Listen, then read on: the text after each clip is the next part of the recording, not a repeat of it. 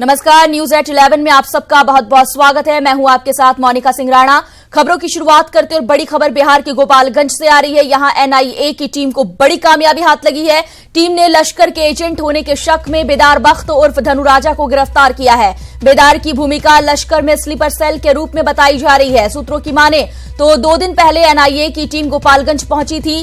Team धनु राजा को उसके ननिहाल से गिरफ्तार कर पटना लेकर गई है। बेदार छपरा के नगरा थाना के अफूर गांव का रहने वाला है। गोपालगंज में उसका ननिहाल है। बेदार के पिता फिरोज आलम के मुताबिक उनका बेटा एनएसयूआई का जिला सचिव के पद पर है। हालांकि एनएसयूआई के जिला अध्यक्ष इरशाद अली ने धनु को 3 साल पहले ही पार्टी से निष्कासित करने की बात कही है। बता दें कि 28 नवंबर को अब्दुल नईम लखनऊ के नाका से गिरफ्तार हुआ था। और उससे पहले जुड़ा हुआ है, क्या कहना है आपको? वो एनएसवाई के पहले, आज से 3 साल पहले एनएसवाई में कार्य करते थे, ठीक है। उसके बाद से मैंने खुद, जब मैं जिला महासचिव के पद पे था तो मैंने उनको बर्खास्त किया था और उसका पेपर कटिंग भी हम रखे हुए थे और उनको निकाले तक अपना पार्टी से 3 साल तक हो गया है। तो किस आरोप में निकाला गया था पार्टी से? वो पार्टी के वो अच्छे कार्य नहीं करते थे और पार्टी से हटकर भाजपा और अन्य दलों के साथ मिलजुल कर काम करते थे, जिसके आरोप में मैं उनको बर्खास्त किया था।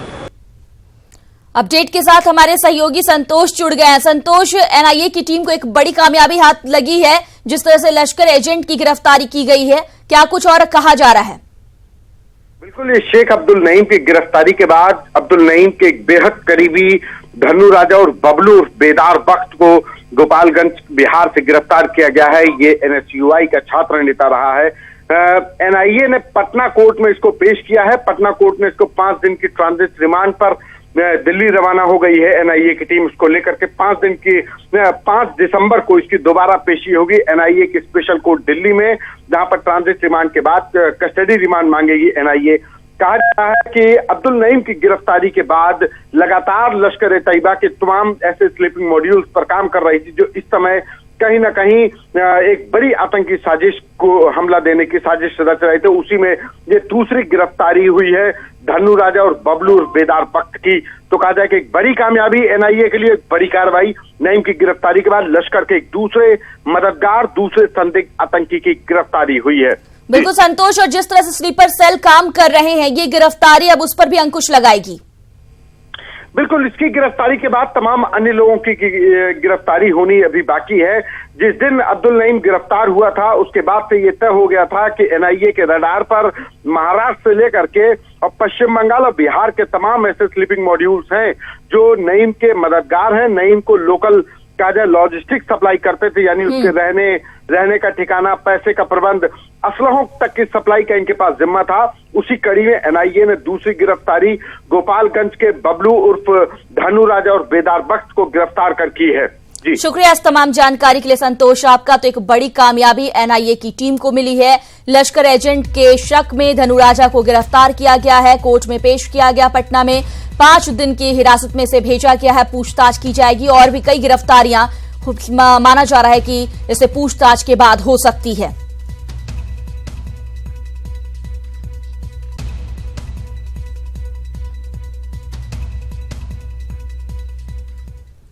हमीरपुर से शर्मसार करने वाली घटना सामने आई है। यहां खेत गई किशोरी के साथ गैंगरेप की वारदात हुई है। 3 युवकों पर किशोरी के साथ गैंगरेप करने का आरोप लगा है। इतना ही नहीं, युवकों ने किशोरी का एमएमएस वायरल करने की धमकी दी है। तीनों युवकों के खिलाफ केस दर्ज कर लिया गया है। मझगवां थाना क्षेत्र की यह घटना है, जहां पर किशोरी को निशाना बनाया गया, गैंगरेप की घटना को अंजाम दिया गया है। हालांकि इस दौरान इन युवकों ने एमएमएस बनाया और वीडियो वायरल करने की धमकी भी दी गई। हिम्मत करके इस किशोरी और इसके परिजनों ने मामला दर्ज करवाया है और पुलिस अब पूरे मामले की जांच में जुटी है। हमारे साथ हमारे सहयोगी उमाशंकर जुड़े हुए हैं। उमाशंकर, जिस तरह से किशोरी को निशाना बनाया गया, गैंगरेप की घटना को अंजाम दिया गया, धमकी भी दी जा रही थी, लेकिन अब मामला पुलिस तक पहुंच चुका है, क्या कार्रवाई हो रही है? ये मझगवां थाना क्षेत्र का मामला है। एक किशोरी के साथ 3 युवकों ने गैंगरेप पहले किया और उसका एमएमएस बनाया। उस एमएमएस बनाने के बाद धमकी लगातार दी जा रही थी कि अगर आपने कहीं बताया तो ये वीडियो वायरल कर दिया जाएगा। इसी को लेकर पुलिस ने कार्रवाई की है। तीनों युवकों के खिलाफ केस दर्ज कर लिया है और छानबीन में जुटी है। आरोपी अभी फरार है, दबिश दी जा रही है और लड़की भी बहुत सहमी हुई है। मेडिकल के लिए पुलिस ने भेजा है अब देखते हैं प्रथम जांच क्या करती है पुलिस। उमाशंकर, पीड़ित ने क्या इन युवकों की पहचान भी कर दी है?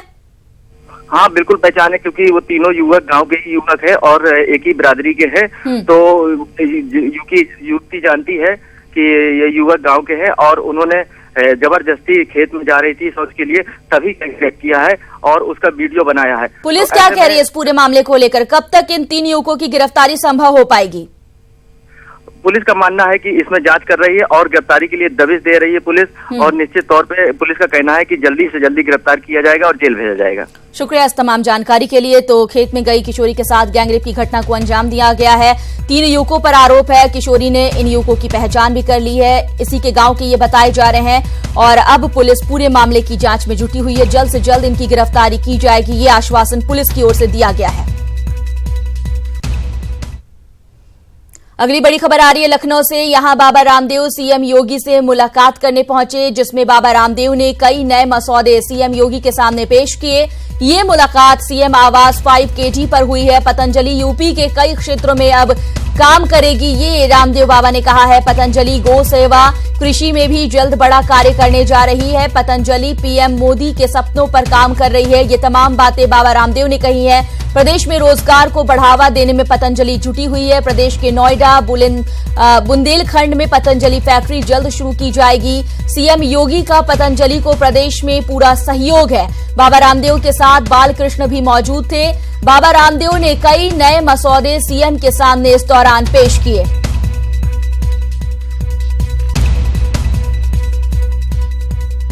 अनुसंधान, गो सेवा, गो संवर्धन के कार्य से लेकर के कृषि, उद्योग तथा धर्म और संस्कृति के क्षेत्र में पतंजलि एक सरकार के सहयोग से कुछ ऐसे कार्यों को मूर्त रूप देने के लिए जिससे कि उत्तर प्रदेश का गौरव बढ़े, आदरणीय योगी जी के सपने साकार हों और मोदी जी जो न्यू इंडिया, नया भारत का, दिव्य भव्य भारत का सपना सजो करके आगे बढ़ रहे हैं, उसमें हम कुछ योगदान दे सके, इसको लेकर के हमने चर्चा की और हम आशान्वित हैं कि इस दिशा में कुछ बड़े काम आदरणीय मोदी जी के नेतृत्व में हम पतंजलि की तरफ से उत्तर प्रदेश में करने का प्रयास करें।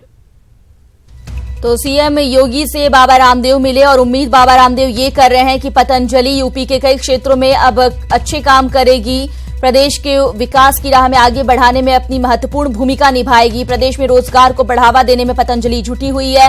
पतंजलि पीएम मोदी के सपनों पर काम कर रही है, ये भी बाबा रामदेव ने कहा है। पतंजलि गौ सेवा कृषि में भी जल्द बड़ा कार्य करने जा रही है। प्रदेश के नोएडा बुंदेलखंड में पतंजलि फैक्ट्री जल्द शुरू होगी। सीएम योगी का पतंजलि को प्रदेश में पूरा सहयोग मिल रहा है। तो जिस तरह से सीएम से मुलाकात की है बाबा रामदेव ने और उम्मीद जाहिर की है कि एक ये सकारात्मक मुलाकात है और इसके बाद पतंजलि जो है वो अहम योगदान निभाने वाली। अब देखना यह है कि सीएम की ओर से क्या कुछ कहा जाता है। फिलहाल बाबा रामदेव बहुत ही सकारात्मक इस मुलाकात के बाद नजर आ रहे हैं। उनका ये कहना है कि जो मसौदे पेश किए गए उस पर बहुत जल्दी यहां काम भी शुरू हो जाएगा। ये मुलाकात सीएम आवास 5KG पर हुई है। लखनऊ से अगली बड़ी खबर है, जहां पर 3 तलाक पर संघ विचारक इंद्रेश कुमार का बयान सामने आया है। सभी धर्मों को इस बिल में शामिल किया जाए। हिंदू धर्म में कई शादी करने वाले लोगों पर भी कार्रवाई हो। हिंदू ईसाई धर्म को भी इसमें शामिल किया जाए। 3 तलाक दंडनीय अपराध है, इंद्रेश कुमार का यह मानना है। 3 तलाक 3 साल की सजा का प्रस्ताव मांगा जाए। केंद्र से बिल राज्य सरकारों के पास भी आएगा।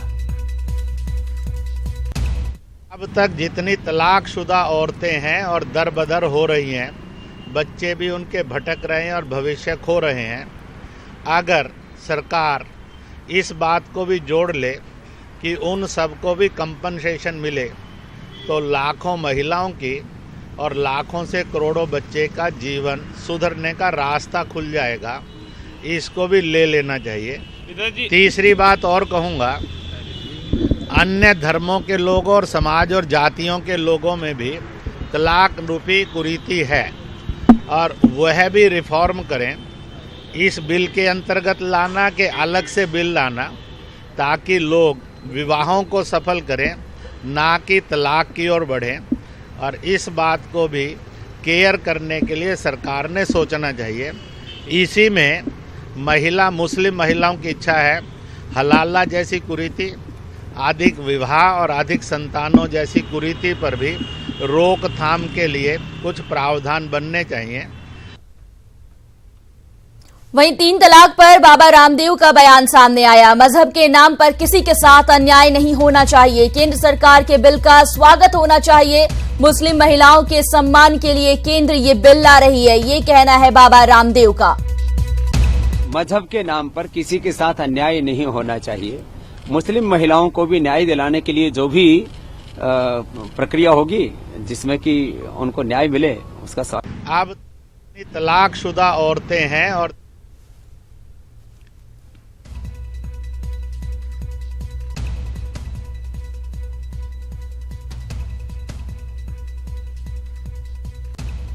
अधिक जानकारी के साथ हमारे सहयोगी अलाउद्दीन जुड़े हुए हैं फोन लाइन पर। अलाउद्दीन, 3 तलाक 3 साल की सजा का प्रस्ताव जो है वो जोर शोर से उठने लगा है और सभी की इसमें एक मत सामने आ रही है। अलाउद्दीन, क्या आप तक हमारी आवाज पहुंच पा रही है? सवाल दोहराएंगे? हाँ अलाउद्दीन, ये बताइए, 3 तलाक 3 साल की सजा के प्रस्ताव की मांग जो है वो लगातार उठ रही है और ऐसे में जो बड़े बयान सामने आ रहे हैं, कहीं ना कहीं उस पर अब मोहर भी बहुत जल्द लग जाएगी, इसकी उम्मीद की जाए। लखनऊ में करीब 3 मंत्रियों से भी इस पूरे मुद्दे में बात हुई है। स्वाति सिंह, इसके अलावा रीता बहुगुणा जोशी और जो कानून मंत्री हैं ब्रजेश पाठक, उन्होंने भी केंद्र सरकार के बिल का स्वागत किया है और साफ तौर से उन लोगों ने भी कहा है कि मजहब के नाम पर किसी महिला के साथ भेदभाव नहीं होना चाहिए और खासतौर से जो लोक कल्याणकारी सरकारें हैं वो लोक कल्याण का में जो है ऐसे बिलों की जरूरत भी है जिससे जो जनता है देश की उसको पूरा का पूरा हक मिल पाए। तो इस मुद्दे पे इंद्रेश कुमार ने जो नया एंगल एक दिया है, हालांकि तमाम जितने लोग हैं, चाहे वो स्वाति सिंह हो, रीता बहुगुणा जोशी हो, ब्रजेश पाठक हो या फिर आप बाबा रामदेव की बात कर लें, तो उनका एंगल तो एक समान था, लेकिन इंद्रेश कुमार ने उन सारी बातचीत में एक बात जो जोड़ी है कि इसमें हिंदू मजहब और ईसाई मजहब या जैन धर्म के जो लोग हैं उन तमाम मजाहिब के लोगों को भी इसमें शामिल किया जाए, क्योंकि धर्म के आधार पर जब हम बात करते हैं ट्रिपल तलाक की तो तमाम मजहबों पे लागू होना चाहिए। साथ में इंद्रेश कुमार ने एक प्रपोजल और भी रखा है, उन्होंने कहा केंद्र सरकार को प्रपोजल देंगे कि सरकार हो सके तो इन महिलाओं को जो तलाकशुदा है, क्योंकि अगर 3 साल की किसी को सजा हो जाती है, अगर वो जेल में चला जाता है वो आदमी जिसने तलाक दिया है, तो ऐसे में उनके भरण और पोषण का मामला सामने आएगा, उस महिला की जिंदगी कैसे बेहतर तरीके से चलेगी। तो ऐसे में केंद्र सरकार से उन्होंने अपील की है कि एक मुआवजा राशि भी तय की जाए जिससे उस महिला की जिंदगी बेहतर तरीके से चल सके। तो एक कुछ अलग इनपुट इंद्रेश कुमार ने इस पूरे मामले में दिए। वो 2 इनपुट है इंपॉर्टेंट की सभी मजहब के लोगों को इसमें शामिल किया जाए।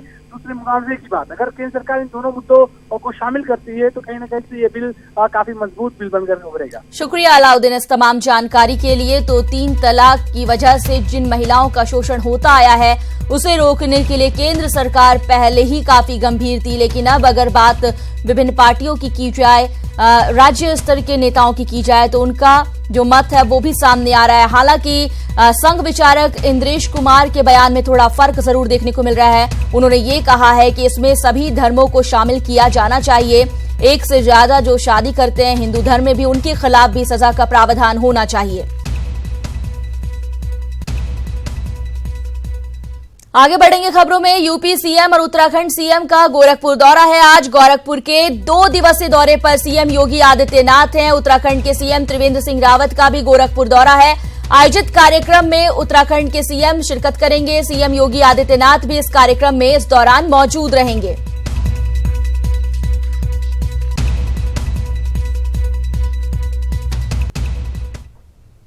सपा अध्यक्ष अखिलेश यादव ने कल कोलकाता में पश्चिम बंगाल की सीएम ममता बनर्जी से मुलाकात की। अखिलेश ने ममता बनर्जी के आवास पर जाकर उनसे मुलाकात की। अखिलेश और ममता बनर्जी की इस मुलाकात को तीसरे मोर्चे के गठन से जोड़कर देखा जा रहा है।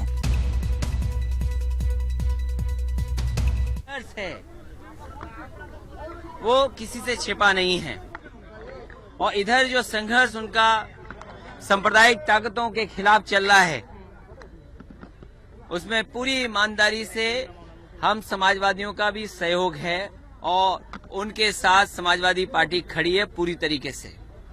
और आज जरूरत है कि देश में ऐसी ताकतें एक हों और जो रास्ता अपनाया है भारतीय जनता पार्टी ने, वो रास्ता ऐसा है जो देश में खुशहाली नहीं ला सकता। देश का तरक्की का रास्ता उनके माध्यम से नहीं आ सकता।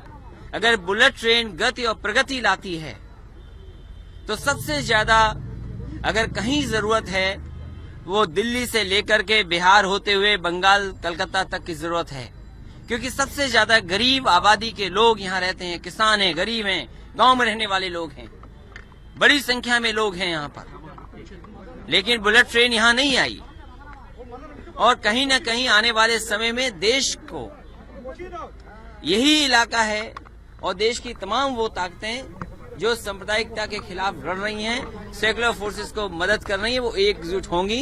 कहीं न कहीं मैं समझता हूँ एकजुट होना चाहिए। हमारे साथ हमारे सहयोगी अलाउद्दीन इस मुद्दे पर बात करने के लिए फोन लाइन पर जुड़ गए हैं। अलाउद्दीन, अखिलेश पहले बुआ का राग अलाप रहे थे और अब दीदी से इस मुलाकात ने तीसरे मोर्चे के गठन की सुगबुगाहट को तेज कर दिया है। कल जो है पश्चिम बंगाल में 8वां राज्य सम्मेलन था समाजवादी पार्टी का। इससे पहले 2 महीने पहले राज्य सम्मेलन उत्तर प्रदेश का भी लखनऊ में जो हुआ था।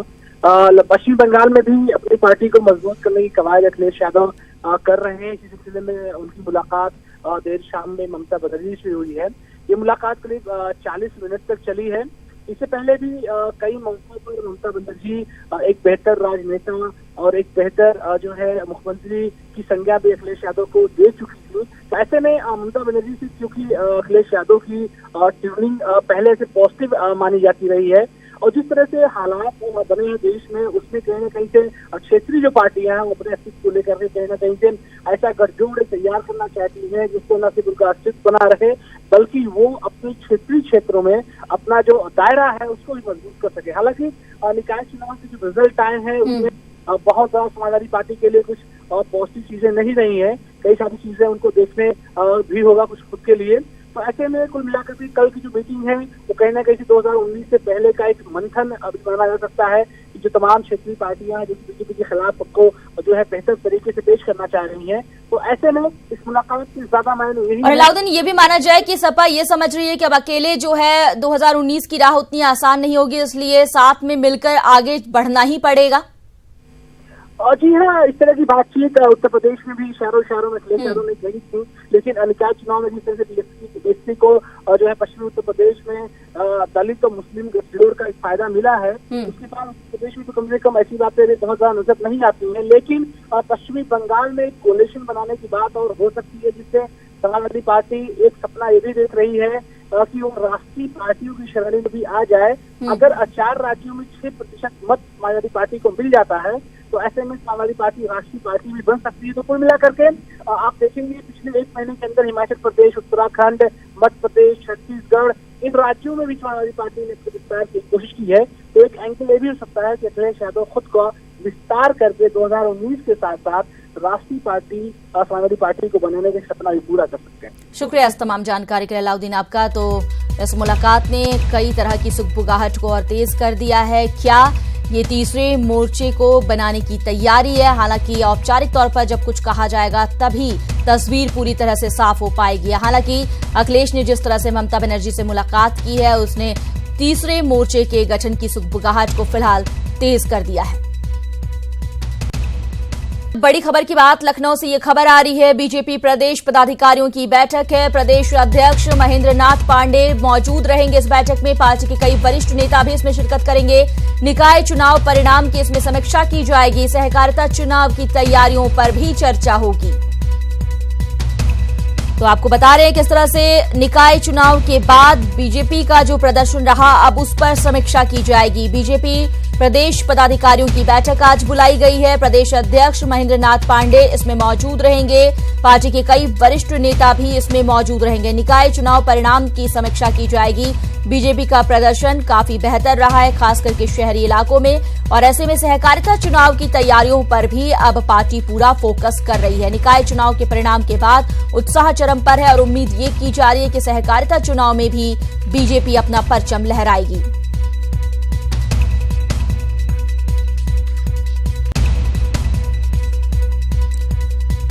तो तो बड़ी खबर आपको बता दें कि बीजेपी प्रदेश पदाधिकारियों की बैठक शुरू हो गई है। प्रदेश अध्यक्ष महेंद्र नाथ पांडे इस बैठक में मौजूद हैं। पार्टी के कई वरिष्ठ नेता भी इस बैठक में शिरकत कर रहे हैं और फिलहाल ये बैठक शुरू हो गई है, जिसमें निकाय चुनाव परिणामों को लेकर समीक्षा की जा रही है और साथ ही सहकारिता चुनाव की तैयारियों पर भी चर्चा की जा रही है। किस तरह से सहकारिता चुनाव में पार्टी अहम रोल निभाए और अपना प्रदर्शन निकाय चुनाव की तरह ही बेहतर करे, इस पर फोकस किया जा रहा है और फिलहाल पदाधिकारियों के साथ ये बैठक शुरू हो गई है।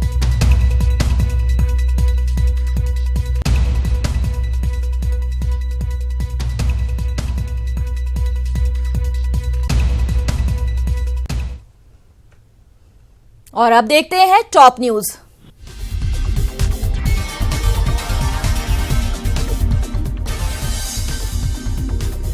प्रधानमंत्री नरेंद्र मोदी आज गुजरात में चुनाव प्रचार करेंगे। प्रधानमंत्री नरेंद्र मोदी आज भारूच, सुरेंद्रनगर और राजकोट में चुनावी सभा को संबोधित करेंगे। प्रधानमंत्री नरेंद्र मोदी आज शाम को अहमदाबाद में एसटीबीपी के कार्यक्रम में भी शिरकत करेंगे। कांग्रेस उपाध्यक्ष राहुल गांधी के बाद गुजरात के प्रसिद्ध सोमनाथ मंदिर में शनिवार को बीजेपी के राष्ट्रीय अध्यक्ष अमित शाह पहुंचे। शाह ने बाबा भोलेनाथ का जलाभिषेक किया और पूजा अर्चना की। शाह आज मांडवी, मियापुर, रापर और अंजार में जनसभा को संबोधित करेंगे। रुड़की के नेहरू स्टेडियम में पंडित दीनदयाल उपाध्याय किसान ऋण मेले का आयोजन किया जा रहा है, जिसमें सीएम त्रिवेंद्र सिंह रावत और सहकारिता मंत्री धन सिंह रावत सहित बीजेपी के कई नेता मौजूद रहेंगे। ओडिशा में इन दिनों कोणार्क फेस्टिवल की धूम है। कला, कल्चर और संगीत का अद्भुत संगम यहां लोगों को देखने को मिल रहा है। कलाकारों ने अपने गीत संगीत से यहां समा बांध दिया।